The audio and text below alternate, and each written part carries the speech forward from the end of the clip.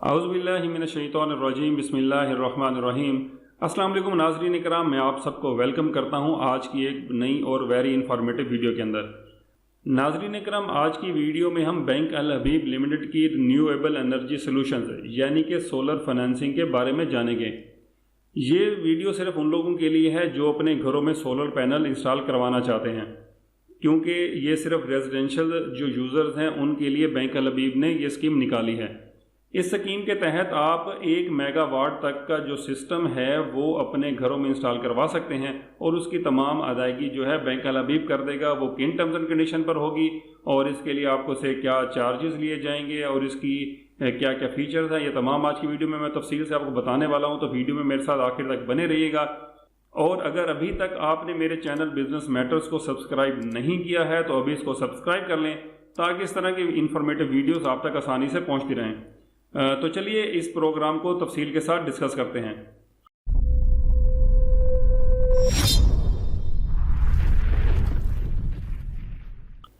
नाज़रीन इकराम, बैंक अल हबीब ने अपना जो सोलर फाइनेंसिंग का प्रोग्राम है उसको रिन्यूएबल एनर्जी सॉल्यूशंस के नाम से लॉन्च किया है, जो कि पर्सनल लोन की शक्ल में है, क्योंकि ये इंडिविजुअल्स को दिया जाता है जो कि अपने घरों में सोलर सिस्टम इंस्टॉल करवाना चाहते हैं। और इसके तहत आप 1 मेगावाट तक का जो सोलर सिस्टम है वो इंस्टॉल करवा सकते हैं। रिन्यूएबल एनर्जी सॉल्यूशंस के अगर हम फीचर्स को डिस्कस करें तो इसके अंदर आपको 25 लाख रुपए तक की फाइनेंसिंग बैंक अल हबीब देता है। इसके अंदर जो आपका पोर्शन होगा वो 15% होगा, जिसको कि सिक्योरिटी डिपॉजिट भी कहते हैं या एडवांस पेमेंट कहते हैं या फिर आप उसको इक्विटी पार्टिसिपेशन भी कह सकते हैं। रीपेमेंट इन इक्वली मंथली इंस्टॉलमेंट्स, इसकी जो अदायगी है वो आप इक्वली मंथली इंस्टॉलमेंट्स के अंदर करेंगे। During 3 months grace period only markup will be recovered, जो ग्रेस पीरियड के 3 मंथ्स इसके अंदर बैंक आपको देगा, उसके अंदर आप सिर्फ मार्कअप यानी कि जो सूद होगा वो आप इसका पे करेंगे, जबकि आपसे असल अदायगी नहीं ली जाएगी। Full payment allowable without any charges, अगर आप ड्यूरिंग द पीरियड जो आपका फाइनेंसिंग पीरियड है उसके दरमियान कभी भी फुल पेमेंट अदा करना चाहते हैं, आपके पास कहीं से पैसे आ गए हैं, तो बैंक आपसे उसके कोई भी अदर चार्जेस नहीं लेगा। Partial payment allowable without any charges, अगर किसी भी टाइम आपके पास कुछ पैसे आ गए हैं यानी कि 2 लाख 3 लाख आप आ गए हैं और आप चाहते हैं कि वो आप अपनी जो लोन है उसको डाल दें ताकि आपका बर्डन थोड़ा सा कम हो जाए, तो पार्शियल पेमेंट आप कर सकते हैं, उसके भी कोई बैंक आपसे एक्स्ट्रा चार्जेस नहीं लेगा। Unit project payment will be made to manufacturers suppliers contractors only by the bank, आपका जो प्रोजेक्ट है, आपका जो यूनिट इंस्टॉल होगा उसकी जितनी भी पेमेंट बनेगी वो मैन्युफैक्चरर्स को या सप्लायर्स को या जो आपके कंट्रैक्टर्स होंगे उनको बैंक डायरेक्ट उनके नाम का पे ऑर्डर बनाकर उनको अदा करेगा। Mandatory insurance of the unit installed, आपकी इंश्योरेंस मैंडेटरी होगी, जो भी आपका यूनिट इंस्टॉल होगा सोलर पैनल का उसकी जो इंश्योरेंस है वो लाजमी करवानी होगी, उसके एक्सपेंस आप पे करेंगे। The loan shall be available for installation of only brand new project under this category, आप इसके तहत सिर्फ एक जो नया सिस्टम इंस्टॉल कराएंगे अपने घर पे, बैंक सिर्फ उसके लिए आपको फाइनेंसिंग करेगा। आप किसी भी जो ऑलरेडी इंस्टॉल प्रोजेक्ट होता है आप उसके अंदर कोई एडिशन कराना चाहते हैं या कोई रिपेयरिंग कराना चाहते हैं तो उसके लिए फाइनेंसिंग बिल्कुल भी बैंक अल हबीब नहीं देता। Who can apply for bank Al Habib renewable energy solutions, अब मैं आपको बताता हूं कि कौन कौन लोग बैंक अल हबीब से इस सोलर फाइनेंसिंग के लिए अप्लाई कर सकते हैं। उसके लिए आपका पाकिस्तानी नेशनल होना लाजमी है और आपकी जो एज है वो कम से कम 25 साल होनी चाहिए, जबकि मैक्सिमम एज जो है वो लोन की मैच्योरिटी तक आपकी 60 साल हो अगर आप तनख्वाहदार हैं यानी कि सैलरीड पर्सन हैं, और अगर आप बिजनेसमैन हैं तो आपकी जो मैच्योरिटी लोन की मैच्योरिटी तक की जो एज है वो 65 साल तक हो सकती है। Salaried individual must be a permanent employ for at least 2 years of employment track record, आप अगर तनख्वाहदार हैं तो आपकी जो जॉब है वो आपको एटलीस्ट 2 साल परमानेंट हुए हो चुके हों, यानी कि परमानेंट एम्प्लॉय किसी भी ऑर्गेनाइजेशन के इस लोन के लिए अप्लाई कर सकते हैं। 3 years minimum business tenure for businessman, अगर आप बिजनेसमैन हैं तो आपका जो टेन्योर है बिजनेस करने का वो कम से कम आपको 3 साल आपको बिजनेस करते हुए हो चुके हों। 2 years minimum business tenure for SCP, अगर आपका जो बिजनेस है वो SCP कैटेगरी के अंदर आता है तो आपको बिजनेस को 2 साल हो चुके हों। अगर आप जॉब करते हैं तो आपकी सैलरी कम से कम 60,000 रुपये पर मंथ होनी चाहिए, और बिजनेसमैन होने की सूरत में अगर आप 1 लाख रुपए महाना कमाते हैं तो आप ये फाइनेंसिंग ले सकते हैं। Property where the unit project will be installed should be in the name of the borrower, either primary or co-borrower. However, spouse can be made as co-borrower. जिस प्रॉपर्टी पर आप ये सोलर सिस्टम इंस्टॉल करवाना चाहते हैं वो property आपके नाम पर होनी चाहिए जो भी लोन के लिए अप्लाई करेगा। या अगर वो आपके नाम पर नहीं है तो फिर आप उसके अंदर को-बारोवर बन जाएंगे। अगर वो आपके स्पाउस के नाम पर है तो फिर स्पाउस मीन खामद है तो बीवी, बीवी है तो खामद उनका स्पाउस होते हैं, तो वो भी को-बारोवर इसमें बन सकते हैं। Consolidated borrowing of a single borrower under this category shall not exceed ₹400 million from any bank और DFI। जितने भी फाइनेंशियल इंस्टीट्यूशंस हैं या फिर बैंक हैं उसके अंदर किसी भी एक इंडिविजुअल की जो फाइनेंसिंग है वो 400 मिलियन से ज़्यादा नहीं होनी चाहिए। अगर 400 मिलियन तक उसकी फाइनेंसिंग है तो फिर बैंक अल हबीब आपको ये फाइनेंसिंग नहीं करेगा। Loan will be approved based on the income of the applicant subject to meeting the debt burden requirement or minimum 85% of the invoice/quotation value whichever is lower। जो लोन है वो इस शर्त पर अप्रूव किया जाएगा कि आप जो DBR की रिक्वायरमेंट है आप उस पर पूरा उतरते हो।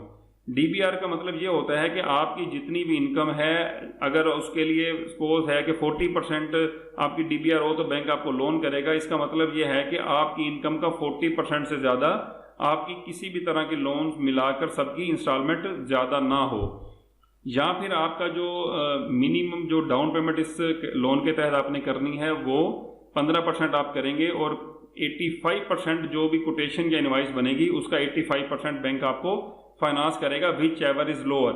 लेकिन इसका मतलब ये है कि अगर आपका जो लोन है वो 15% की जगह 30% डाउन पेमेंट करने पे अप्रूव हो सकता है तो आपकी DBR विद इन लिमिट्स हो जाएगी, तो फिर बैंक जो है वो आपको 70% ऑफ द इनवाइस या कोटेशन देगा, 30% आप उसमें खुद उसके अंदर इन्वेस्ट करेंगे। उम्मीद है ये पॉइंट आपको समझ आ गया होगा। अब हम डॉक्यूमेंट डिस्कस कर लेते हैं कि अगर आप तनख्वाहदार हैं या बिजनेसमैन हैं तो आपको क्या क्या डॉक्यूमेंट चाहिए होंगे। तो सैलरीड अगर आप हैं तो आपको सबसे पहले लोन एप्लीकेशन फॉर्म फिल करना है, अपना जो शनाख्ती कार्ड है वो आप उसकी कापी साथ लगाएंगे, 3 आपके पासपोर्ट साइज फोटोग्राफ हैं वो साथ लगेंगे। अंडरटेकिंग होती है, एक फॉर्मेट होता है अंडरटेकिंग का, अगर आपके कोई भी एग्जिस्टिंग लोन्स वगैरह हैं तो उसके अंदर वो लिखे जाते हैं, वो आप अंडरटेकिंग साइन करेंगे। CF1 एक फॉर्म होता है बैंक का, वो आप उसको फिल कर देंगे। लेटर ऑफ अंडरस्टैंडिंग होता है, उसके ऊपर आप साइन करेंगे।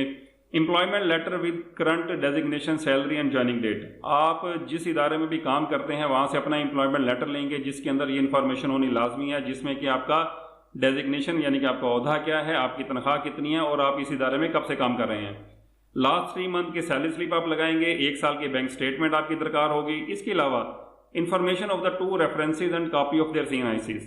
आप कोई भी 2 बंदे जो आपके रेफरेंस के तौर पर आप दे सकते हैं, लाजमी नहीं है कि वो बैंक अल हबीब के अकाउंट होल्डर हो, वो कोई भी 2 हो सकते हैं, वो आपके कोई दोस्त हो सकते हैं, वो आपके कोई नेबर हो सकते हैं, तो कोई भी बंदे आपके 2 रेफरेंस बन सकते हैं। और आपने उनकी CNIC कॉपीज़ और उसकी इन्फॉर्मेशन यानी कि वो क्या करते हैं, उनका नाम, वल्दियत वो तो शनाख्ती कार्ड से मिल जाएगी, उनका कॉन्टैक्ट नंबर और उनका बिजनेस एड्रेस वगैरह वो तमाम इन्फॉर्मेशन बैंक को देनी होगी। अच्छा, इसमें मैं थोड़ा सा आपको ये भी गाइड कर दूं कि ये जो रेफरेंसेज होते हैं ये गारंटर्स नहीं होते, ये सिर्फ रेफरेंस के लिए होते हैं। Any other valid proof of the income acceptable to the bank. आप कोई भी और इनकम प्रूफ दे सकते हैं जो वैलिड हो, जो कि बैंक के लिए एक्सेप्टेबल हो, वो भी काबिल कबूल होगा। 2 quotations of the unit/project of the similar specifications from different vendors will be required prior to approval। आप किसी भी 2 वेंडर से जो कि सोलर सिस्टम इंस्टॉल करते हैं, आप किसी 2 यानी कंपनी से या 2 वेंडर से आप उसकी कोटेशन बनवाएंगे जिसके अंदर सेम स्पेसिफिकेशंस होंगी, यानी कि सोलर पैनल कौन से इंस्टॉल होंगे वो दोनों कोटेशन में एक जैसे होने चाहिए। Feasibility report finalised proposal from the client selected vendor for the proposed renewable energy system. आपकी फिजिबिलिटी रिपोर्ट होती है, जो फाइनल रिपोर्ट होती है, जो भी आपका सेलेक्टेड वेंडर होगा उसकी तरफ से वो दरकार होगी। Certification from alternative energy development board and Pakistan energy council is only required if the borrower is opting for net metering. ये जो आखिरी पॉइंट है इसका मतलब ये है कि अगर आप नेट मीटरिंग कराना चाहते हैं तो फिर आप सर्टिफिकेट लेंगे अल्टरनेटिव एनर्जी डेवलपमेंट बोर्ड जो कि पाकिस्तान एनर्जी काउंसिल, जो इन दोनों से एक सर्टिफिकेट लेंगे, अप्रूवल लेंगे, तो फिर आप नेट मीटरिंग के तहत ये फाइनेंसिंग ले सकते हैं। All charges pertaining to the processing fee, legal, property and valuation charges and any other charges will be as per the bank's applicable schedule of charges। तो ये शेड्यूल ऑफ चार्जेस के मुताबिक आपके चार्जेस होंगे। ये चार्जेस कितने होंगे ये मैं थोड़ा सा भी आपको बताता हूँ। पहले हम सेल्फ एम्प्लॉयड जो है उसके डॉक्यूमेंट्स को डिस्कस कर लेते हैं कि जो बिजनेसमैन है उनको क्या डॉक्यूमेंट्स दरकार होंगे। अगर आप कारोबारी हैं तो आपके ने वही लोन एप्लीकेशन फॉर्म फिल करना है, आपका शनाख्ती कार्ड वैलिड होना चाहिए, उसकी कॉपी लगेगी, 3 पासपोर्ट साइज फोटो होंगे, अंडरटेकिंग आप साइन करेंगे, CA1 फॉर्म साइन करेंगे, इसके अलावा लेटर ऑफ अंडरटेकिंग होता है वो साइन करेंगे, एक्सेप्टेबल बिजनेस प्रूफ जिसके अंदर टैक्स रिटर्न, NTN सर्टिफिकेट या फिर बैंक सर्टिफिकेट होता है ये प्रोवाइड करेंगे, 1 साल की बैंक स्टेटमेंट देंगे, तो 2 रेफरेंस होंगे उनकी इन्फॉर्मेशन देंगे और उनके शनाख्ती कार्ड की कॉपी बैंक को प्रोवाइड करेंगे, 2 कोटेशंस यूनिट प्रोजेक्ट जो सिमिलर स्पेसिफिकेशंस के साथ होगा, 2 कोटेशंस आप बैंक को सबमिट कर देंगे जो प्रोजेक्ट आप इंस्टॉल करवाना चाहते हैं, feasibility report will finalised proposal from client यानी कि जो क्लाइंट है यानी कि आप एक फाइनल प्रपोजल या फिजिबिलिटी रिपोर्ट सबमिट करेंगे जो कि आपका सिलेक्टेड वेंडर आपको बना कर देगा, वो भी आप सबमिट करेंगे। Certification from the alternative energy development board and the Pakistan engineering council, अगर आप नेट मीटरिंग कराना चाहते हैं तो इन दोनों बोर्ड्स के साथ आप उनका सर्टिफिकेट यानी कि अप्रूवल आप उनकी लेंगे। और चार्जेस की बात रहेगी तो अभी हम इसको चार्जेस को डिस्कस कर लेते हैं। तो ये हमारे सामने शेड्यूल ऑफ चार्जेस ओपन है हमारे सामने। तो इसके अंदर ये बैंक अल हबीब की रिन्यूएबल जो एनर्जी सोल्यूशन है ये आपके सामने हाईलाइट है। तो इसके अंदर इसकी प्रोसेसिंग फ़ी 8,000 रुपये होगी, यानी कि आप 8,000 रुपये प्रोसेसिंग फ़ी पेमेंट करेंगे। अर्ली सेटलमेंट जैसे मैंने आपको पहले बता दिया था उसके कोई चार्जेस नहीं है। लेट पेमेंट चार्जेस की बात करें तो आपके 1,000 रुपये पर लेट पेमेंट चार्जेस होंगे, यानी कि कोई भी इंस्टॉलमेंट आप लेट करेंगे तो 1,000 रुपये पर इंस्टॉलमेंट आपके चार्जेस आपसे लेगा bank. Charges on dishonoured oblique return cheque, आपने जो चेक दिए होते हैं यानी कि जो इंस्टॉलमेंट्स के उसमें से कोई चेक अगर वापस होता है तो बैंक आपसे 600 रुपये उसके पर डिसऑनर चेक या रिटर्न चेक के चार्जेस आपसे चार्ज करेगा। वैल्यूएशन रिपोर्ट की बात करें तो वैल्यूएशन जो अप्रेजल आपकी जो बनेगी उसकी फिजिबिलिटी रिपोर्ट वगैरह उसके चार्जेस जो होंगे वो एक्चुअल जो बैंक आपसे चार्ज करेगा। इनकम एस्टिमेशन चार्जेस हो गए, लायर अप्रेजल फी होगी, documentation and stamp duty charges हो गए, ये बैंक आपसे एक्चुअल जो है वो करेगा जितना भी एक्चुअल खर्चा आएगा। तो नाज़रीन कराम, ये आज की वीडियो में हमने डिटेल के साथ डिस्कस किया कि बैंक अल हबीब के तहत आप रिन्यूएबल एनर्जी सॉल्यूशंस यानी कि सोलर फाइनेंसिंग किस तरह से ले सकते हैं। उम्मीद करता हूँ आपको आज की वीडियो अच्छी लगी होगी, लेकिन जाने से पहले मैं आपको ये अपडेट कर दूँ कि ये बैंक अल हबीब एक कन्वेंशनल बैंक है, तो इसकी जो फाइनेंसिंग भी कन्वेंशनल है। ये लेने से पहले आप लाजमी किसी से मशवरा ज़रूर करिएगा ताकि आप जाने अनजाने के अंदर कहीं सूदी जो बिजनेसेस हैं या सूदी लोन है उसके अंदर ना फंस जाएं और गुनाहगार ठहरें। मेरी वीडियो बनाने का मकसद सिर्फ आपको इन्फॉर्मेशन देना था। बाकी आप इस लोन को लेने से पहले जो है लाजमी किसी से मशवरा करिएगा और इन सूदी कामों से दूर रहिएगा। मेरा ज़ाती मशवरा माने तो गर्मी बर्दाश्त हो सकती है, लेकिन ये सूद पर लोन लेना बिल्कुल भी बर्दाश्त नहीं हो सकता। तो ये मेरी ज़ाती राय थी। बाकी खुश रखे अल्लाह ताला आपको।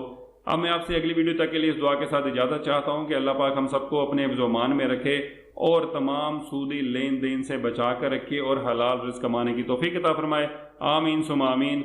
अगली वीडियो तक के लिए इजाज़त दीजिए। अल्लाह हाफिज़। पाकिस्तान जिंदाबाद।